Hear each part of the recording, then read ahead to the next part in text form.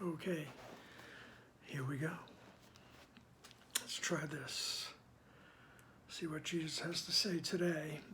We are in session number 113, which is in chapter 14, known as Teaching for Truth, and section 9, Roman numeral 9, entitled The Reflection of Holiness.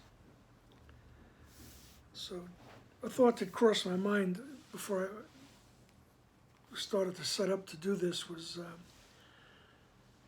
the way I look at things, the way I read things, the way I talk to people about things is I mean, especially about this book, is I know we're doing it in sections, but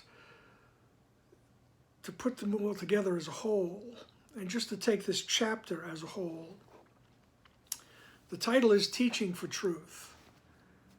And what Jesus talks about when he's talking about teaching, it's demonstrating. It's being an example.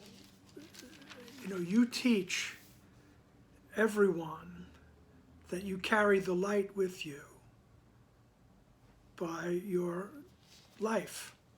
Your life does that. Okay? So all these sections are leading up, they all build on one another. The happy learner, the decision for guiltlessness, right? We have to decide to accept the atonement, right? Your function in the atonement, all right? He says the atonement becomes real to those who use it. And the atonement, once again, is the idea that you never left the mind of God. You're as innocent as the moment you were created. All right? The circle of atonement, the light of communication, right? Sharing perception with the Holy Spirit, the holy meeting place, which is in the mind, and now today, the reflection of holiness. The atonement does not make holy. You were created holy. It merely brings unholiness to holiness, or what you made to what you are. Bringing illusion to truth, or ego to God, is the Holy Spirit's only function. Keep not your making from your Father, for hiding it has cost you knowledge of him and of yourself. The knowledge is safe, but where is your safety apart from it? The making of time to take the place of timelessness lay in the decision to be not as you are. Thus, truth was made past, and the present was dedicated to illusion. And the past too was changed and interposed between what always was and now. The past that you remember never was, and represents only the denial of what always was. Okay, we'll just take that last sentence first, as we do sometimes. The past that you remember never was. And it represents only a denial of what always was. Okay, so we could take that on two levels, right? The past that you remember, take it in form. This is the physical past that you remember, right? The first time you felt insulted or whatever. All right, the past that you grow up with, right? Your story, right? Your history, right? He says that never was. So that's all in part of the dreaming, all right? And even the past in that metaphysical sense, where we decided that we were capable of leaving the mind of God, we were capable of separation from God. That's part of the past also. He goes, that never was. All right, you're never separated from God. That's what he's saying. Okay? And all it did was, he says, the past you remember never was. And the past that you remember, it only represents the denial of what always was. So what always was your connection to God. What always was is that you are in the mind of God. You are a creation of God. You are a thought that was extended by the original source. And there you were. And that always was and always is. So, but we say, no, that's not me. This is who I am. All right? I live in a certain place. I have a certain history. I did some good things, did some doofy things, and that's my history. These are my parents. These are my ancestors. My sister Pat keeps us up on our family tree. All right, and so we develop a past. And he says, but all that is denying what really is. Right? It's just denying what always was, which is you are a part of God. Okay? So think about that as we go on. So, paragraph 1, sentence 1, he says, the atonement does not make holy. The atonement is the idea, the concept that you never left. You never left the mind of God. You are innocent as the moment you were created. So he says, the atonement doesn't make holy. You were created holy. So the atonement merely brings unholiness to holiness. Right? Or what you made to what you are. So we made this entire universe of form. Right? The entire universe of form. Right? And he says it brings what you made to what you are. Right? It brings it to the holy meeting place to be retranslated.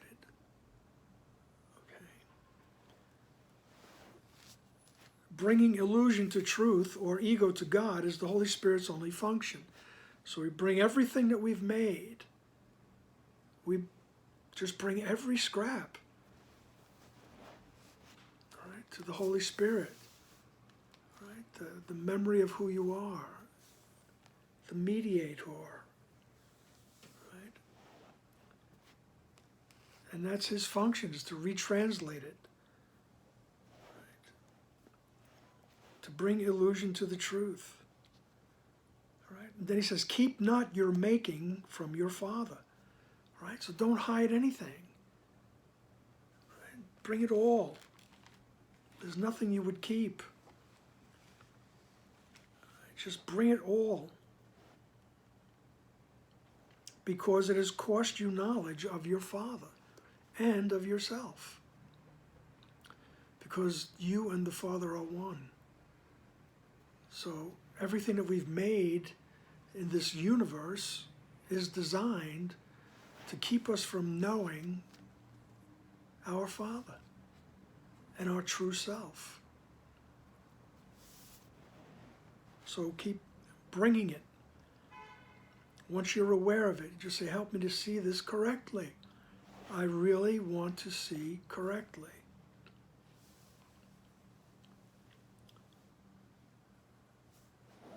He says the knowledge, so he's talking about the knowledge. It's cost you the knowledge of him. All right? This whole world has cost you the knowledge of him and yourself.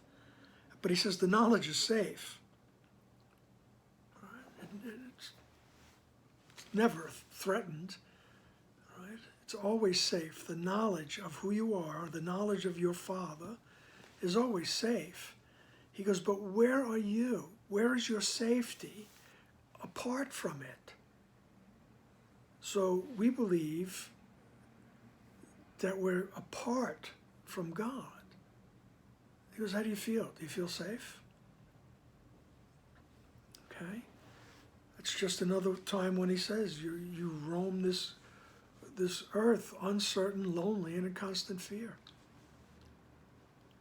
Where's your safety apart from your knowledge of God? It's tenuous at best. Okay? The knowledge is safe, but where is your safety apart from it? The making of time to take the place of timelessness lay in the decision to be not as you are.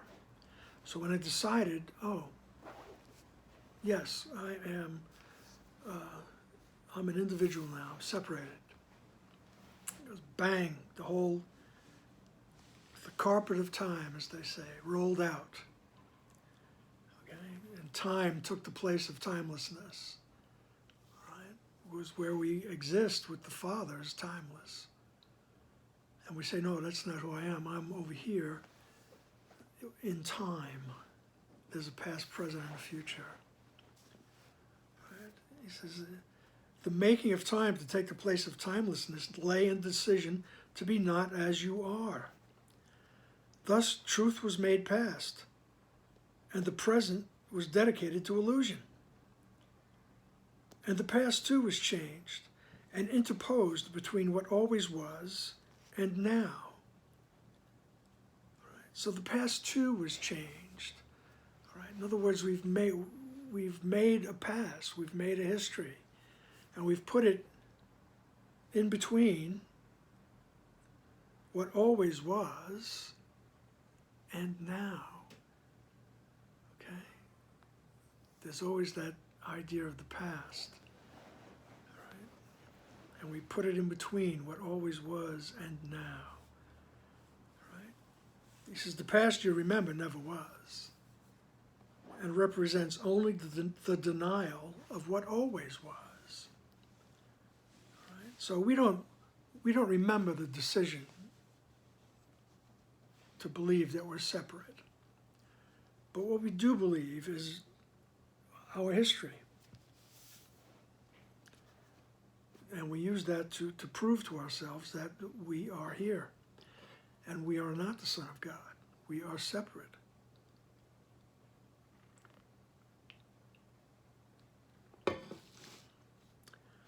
Okay. Paragraph 2. Bringing the ego to God is but bringing error to truth, where it stands corrected because it is the opposite of what it meets. It is undone because the contradiction can no longer stand. How long can contradiction stand when its impossible nature is clearly revealed? What disappears in light is not attacked. It merely vanishes because it's not true. Different realities are meaningless, for reality must be one. It cannot change with time or mood or chance. Its changelessness is what makes it real. This cannot be undone. Undoing is for unreality. And this reality will do for you. Okay. Or I should say, and this reality will do for you. Okay. Undoing is for unreality. And this undoing, reality will do for you. Okay. So it's just saying once again what we should exercise, what we should do, is bringing the ego to God, bringing our thoughts to the holy meeting place. And we bring them to God through the Holy Spirit, the mediator, all right, or the image of Jesus, all right, our friend. Okay? And we bring our thoughts to be retranslated. It's just bringing error to the truth. Right? And there it stands corrected, because it's opposite of what it meets. So the error is corrected because its opposite, which is truth, is what it meets. It meets the truth. So the error vanishes. The error is corrected. And that's what happens with us. We bring that, whatever it is, right? Help me to see it correctly. I'm having a reaction. Something's upsetting me, or in some way or another, okay? To one degree or another. So help me to see it. I don't want to be upset. I don't want to be afraid. I don't want to be angry. Right? I don't want to be jealous of anyone. Right? So help me to see it correctly. I bring the truth, or I bring the error to the truth, and it disappears. The error disappears. How long can contradiction stand when its impossible nature is clearly revealed? Okay. What disappears in light is not attacked. So the error is not attacked. You're not attacked for believing that you're separated from God. It's just the error is dissolved. There's no attack. Excuse me, there's no fighting.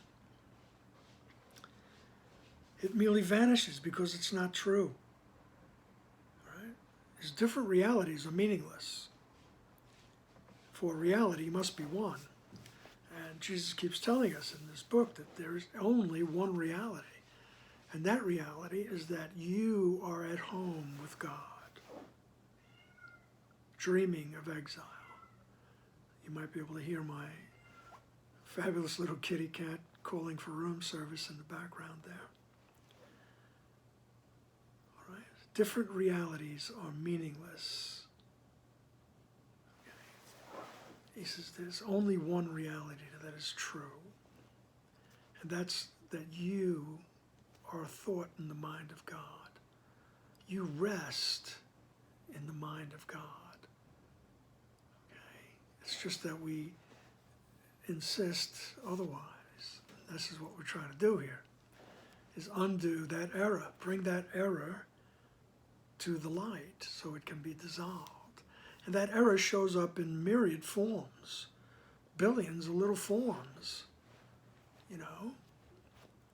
I mean, every day there's something that can annoy you. I mean, if you're like me. and there's your opportunity.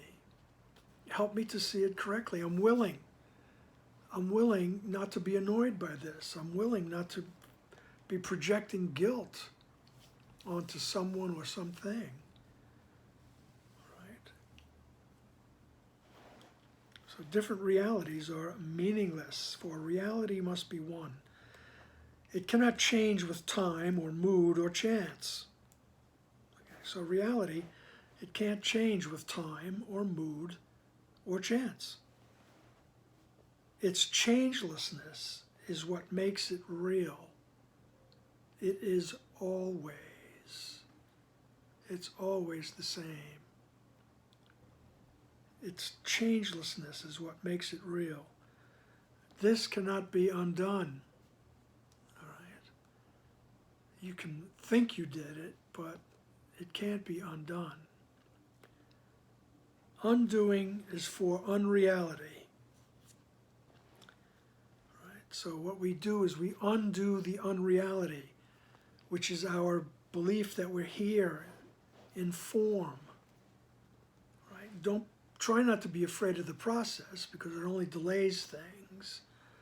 Right? As Dr. Wapnick would always say, nobody goes poof. All right? Nobody just combusts spontaneously. Nobody disappears. All right? And Jesus even says, don't think that you're going to be abruptly hurled into heaven, right? All of a sudden, it's like the one-armed bandit, the slot machine. All of a sudden, you get like 3 Holy Spirits, and all of a sudden, boom, there's the jackpot, whack, you're in heaven. It's not happening. Little by little, we do this. This is a process. Don't be afraid. Try not to be afraid of the process, right? The fear is what delays us, okay? The fear of love, the fear of meeting our source, the fear of abstraction, whatever. It comes in a lot of different ways, right? But apply these techniques, bringing the error to the truth. Help me to retranslate what I'm seeing, please. Right? All these things help us. And he says, look, along the way, you'll be happier. Okay? That's pretty good. When you think about it, that's pretty good. All right? But don't stay there just because you're happier. It gets better. Okay? So, undoing is for reality, and this reality will do for you. Reality will undo the unreality. Reality will undo this entire ego thought system. It will undo the entire effect of thinking you're separated from God. Paragraph 3. Merely by being what it is, does truth release you from everything that it is not. The atonement is so gentle, you need but whisper to it, and all its power will rush to your assistance and support. You are not frail with God beside you, yet without him, you are nothing. The atonement offers you God. The gift that you refused is held by him in you. The Holy Spirit holds it there for you. God has not left his altar, though his worshippers placed other gods upon it. The temple is still holy, and for the presence that dwells, the temple still is holy, for the presence that dwells within it is holy. Okay?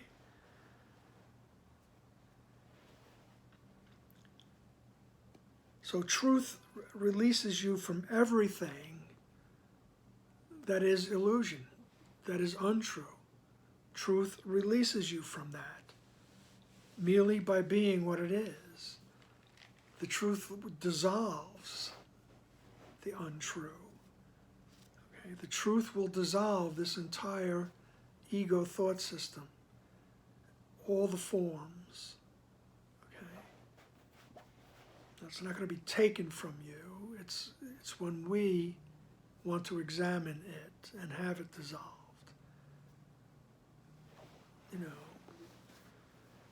So it's a process. I'm reluctant to say take your time because I'm a major procrastinator. All righty then. So the atonement is so gentle. The idea that you are innocent as the moment you were conceived. Right? The atonement is so gentle.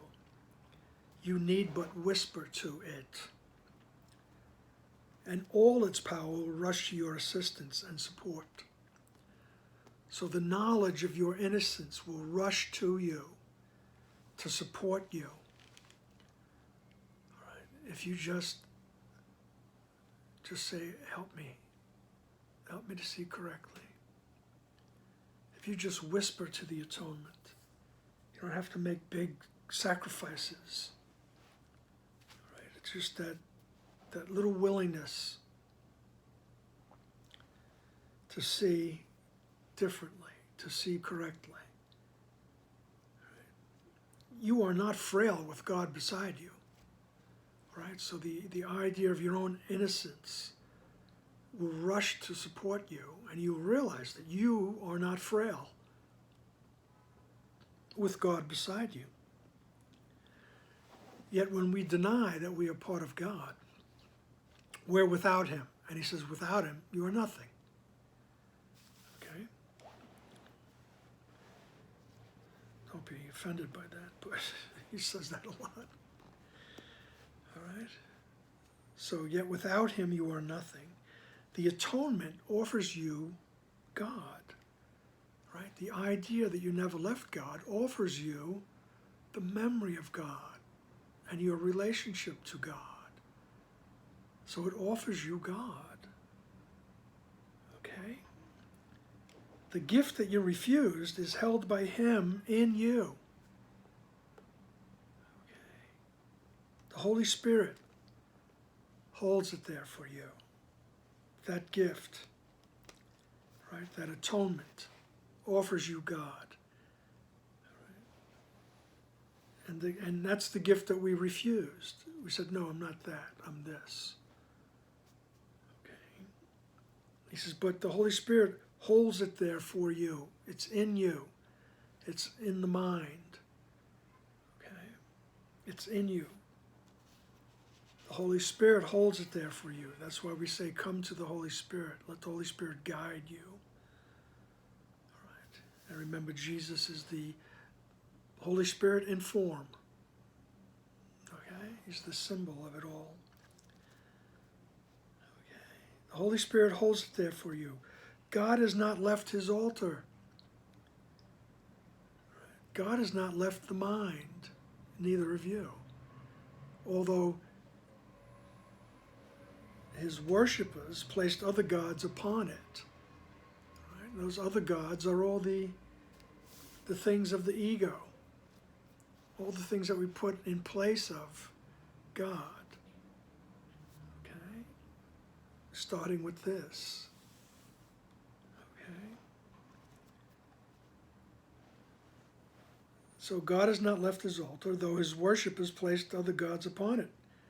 The temple still is holy, for the presence that dwells within it is holiness. Right? Your mind is still holy because of the presence that dwells there. That presence is holiness. It's just that we have dissociated from it, and we want to get back. We would like to get back. All right? Just like my little girl, Dixie Star, she came back.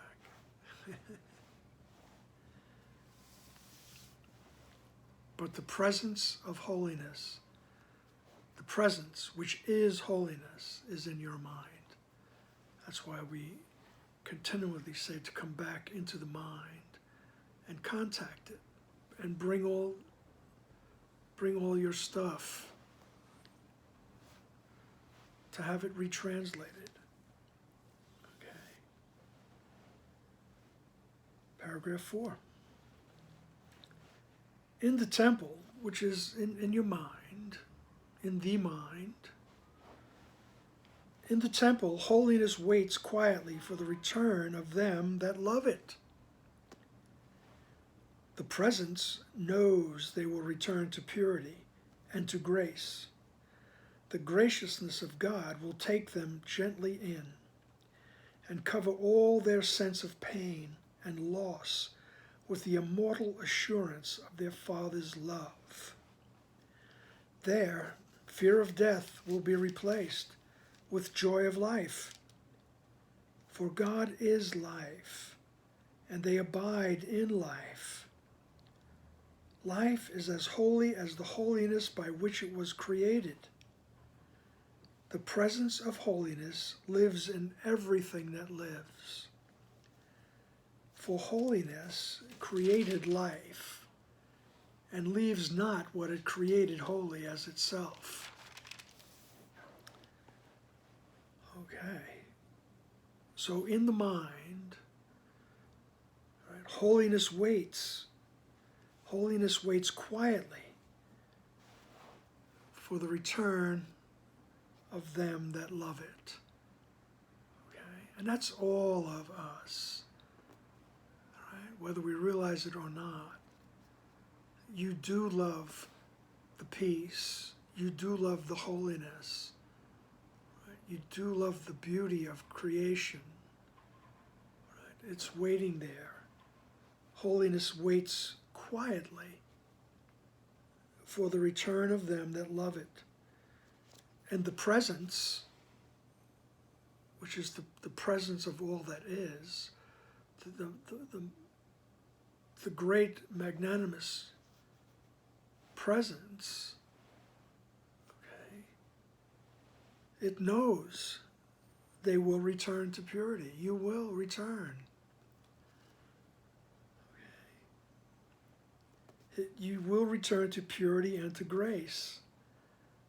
The graciousness of God will take them gently in and cover all their sense of pain and loss with the immortal assurance of their Father's love.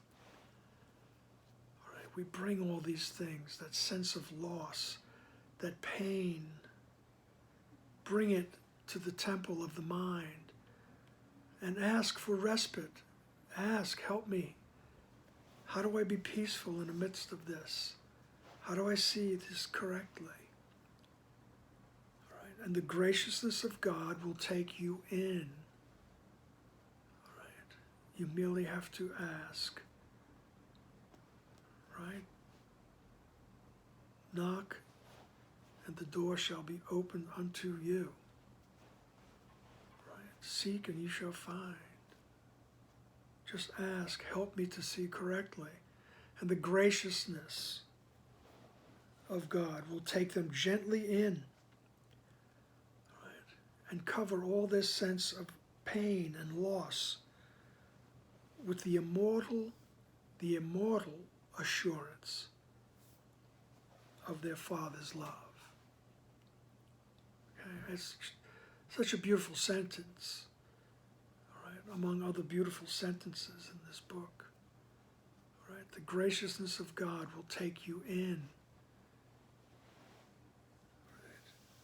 And cover all your sense of loss and your pain.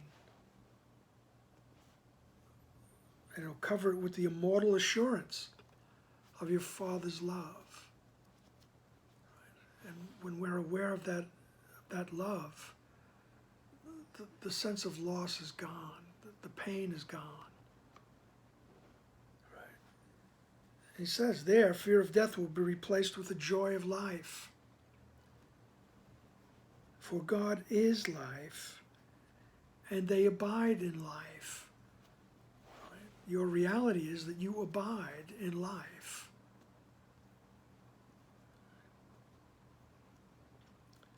Life is as holy as the holiness by which it was created. Right. Remember, Jesus says at one point, there is no life outside of heaven. So he's talking about in the mind of God. Right? Life is as holy as the holiness by which it was created. The presence of holiness lives in everything that lives. Right? For holiness created life. Right? And it leaves not what it created holy as itself. All right? So God created you. And God does not leave you. Right? God created you as holy as God is. Right? There's no distinction. Okay? No distinction. This is the reflection of holiness. So, paragraph 5. In this world, you can become a spotless mirror in which the holiness of your Creator shines forth from you to all around you. You can reflect heaven here.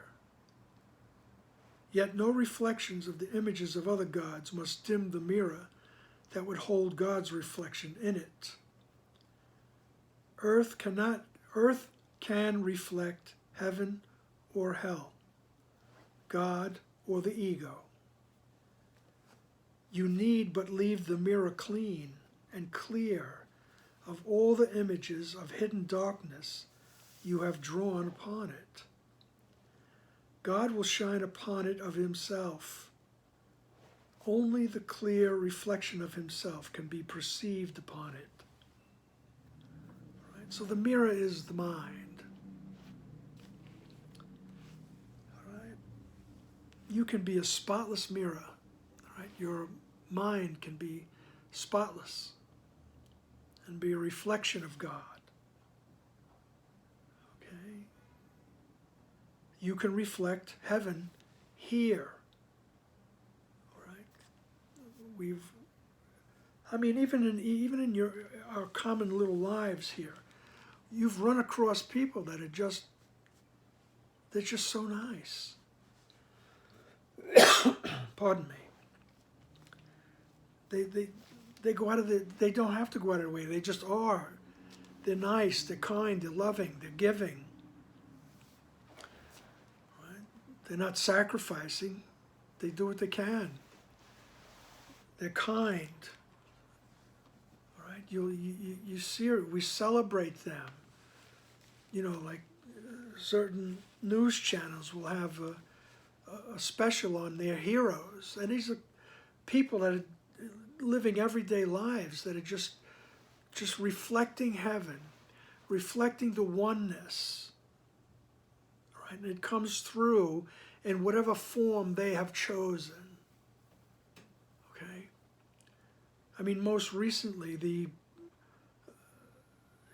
we see the doctors, the nurses, the staff in the hospital, all the way down to the people that disinfect the bathrooms, that wash the floors. Anyone working in those medical facilities, their level of kindness is incredible. Okay? Their dedication. All right? We see it goes on and on. The ambulance workers.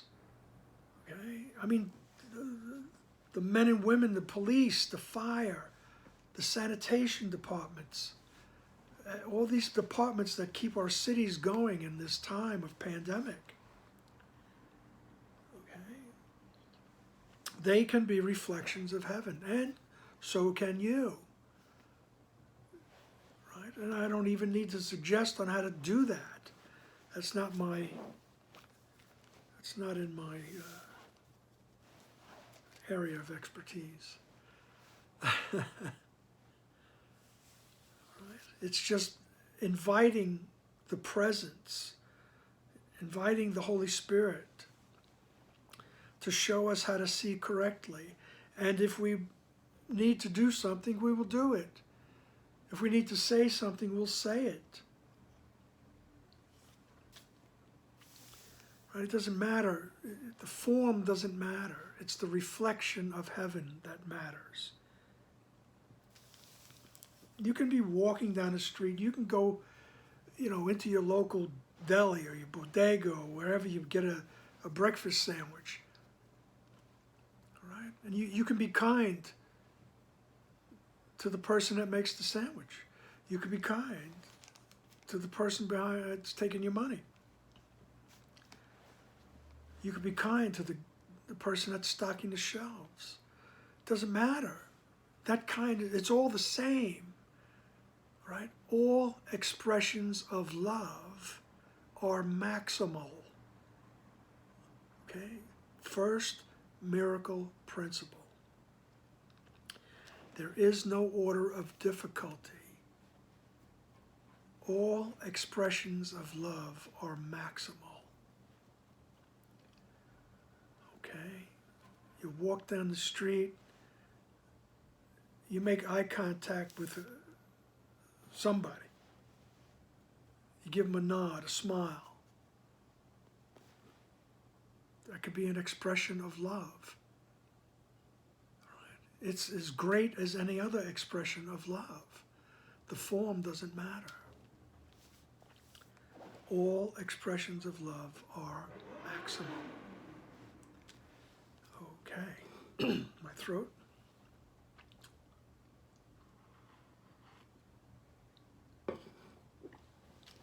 So, earth can reflect heaven or hell, God or the ego. You need but leave the mirror clean and clear of all the images of hidden darkness you have drawn upon it. God will shine upon it of himself. Only the clear reflection of himself can be perceived upon it. And the way we leave the mirror clear and clean of all the images of hidden darkness, that's just a very poetic and beautiful way of saying, when you notice you're projecting, all right, you decide, do I want to do that? Do I want the effect of that? Or do I want to clean up the mirror here? Help me to see. I'm willing to see the innocence.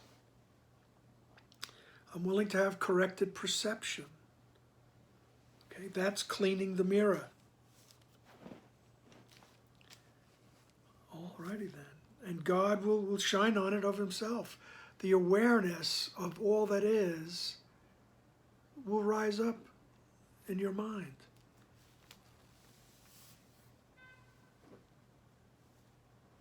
Guaranteed. God will shine upon it of himself. Only the clear reflection of himself can be perceived upon it. So only the clear reflection of God can be perceived on that clean mirror. So reflections, in paragraph 6, reflections are seen in light. In darkness, they are obscure, and their meaning seems to lie only in shifting interpretations rather than in themselves. The reflection of God needs no interpretation. It is clear. Clean but the mirror, and the message that shines forth from the mirror, clean but the mirror, and the message that shines forth from what the mirror holds out for everyone to see, no one can fail to understand. It is the message that the Holy Spirit is holding to the mirror that is in him. He recognizes it because he has been taught his need for it, but knows not where to look to find it. Let him then see it in you and share it with you. Okay? So, the reflections are seen in light. We bring the darkness to the light, as we said last session. And there the reflections are. Right? The reflection of God needs no interpretation. It is clear. Clean but the mirror. He says it again. Okay?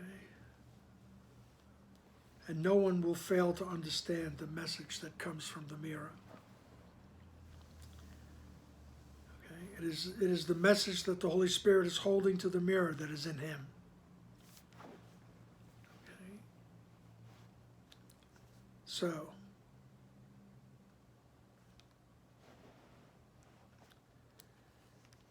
and we recognize the message because we know our need for it. Okay? But we just had forgotten where to look for it. So we can be the example. We can be the power of example, as they say. And people see the light in us, and they'll know where to find it. We become the reflection. Okay? So, in paragraph 7, he says, could you but realize for a single instant the power of healing that the reflection of God shining in you can bring to all the world, you could not wait to make the mirror of your mind clean to receive the image of the holiness that heals the world. The image of holiness that shines in your mind is not obscure and will not change. Its meaning to those who look upon it is not obscure, for everyone perceives it as the same. All will bring their different problems to its healing light, and all their problems find but healing here. Okay? He says if you just realized for a single instant, right, the power of healing that the reflection of God shining in you can bring to all the world. Right? He says you couldn't wait to make the mirror of your mind very clean, to receive the image of holiness that heals the world. Right? So he says if you just realized for an instant the power of your mind to reflect heaven and the power that would have on the entire world, he said you would not hesitate to clean that mirror, to bring all their stuff to the mind, to have it retranslated. If you realized the power of the mind, right, and the healing that it brings, because minds are joined, right? So,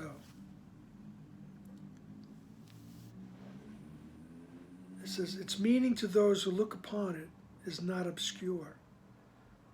Right? This is the holiness in your mind. Right?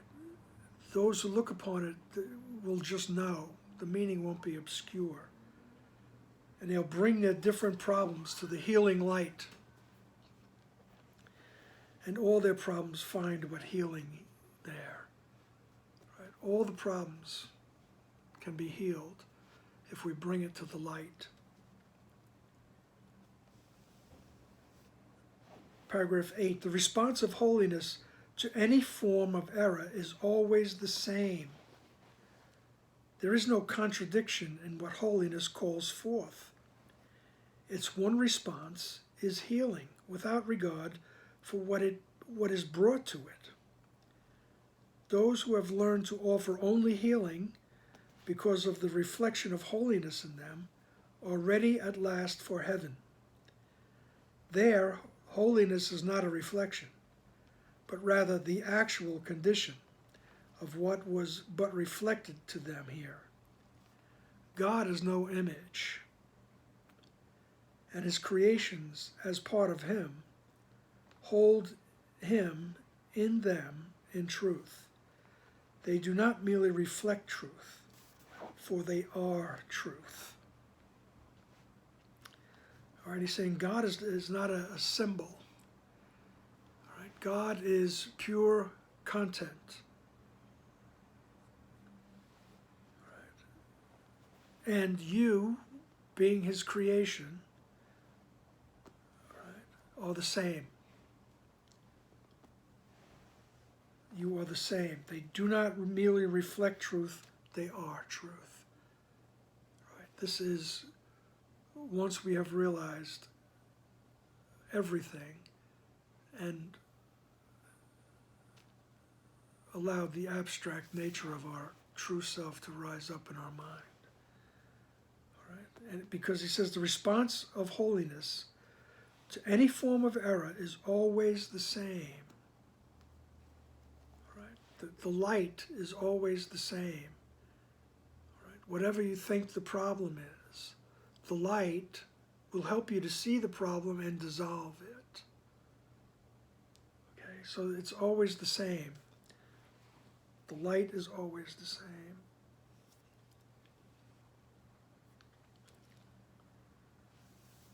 So, I mean, it calls to mind that idea that the Holy Spirit's judgment, so to speak, is that whatever is happening, it's either love or a call for love that is thought to be missing. Right? But in any case, the answer is love.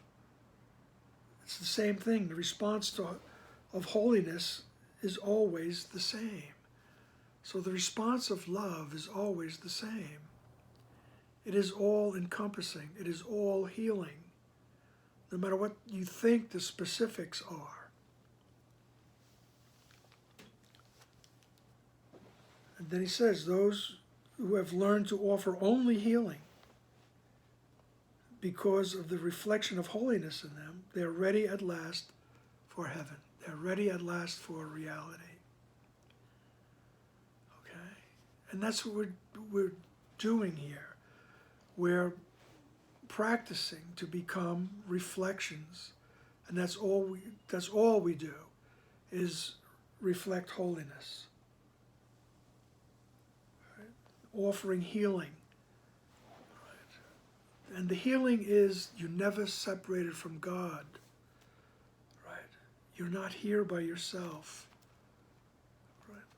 The healing takes care of all sense of loss and pain.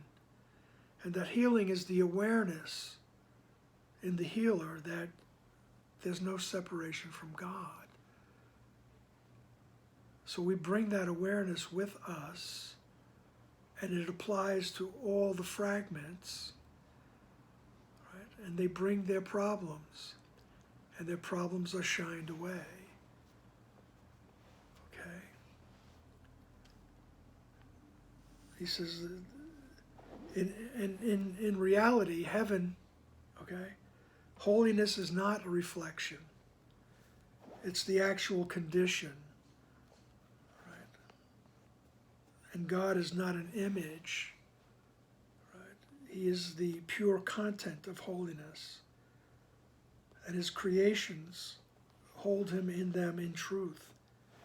They do not merely reflect truth, for they are truth. And that's what we work toward.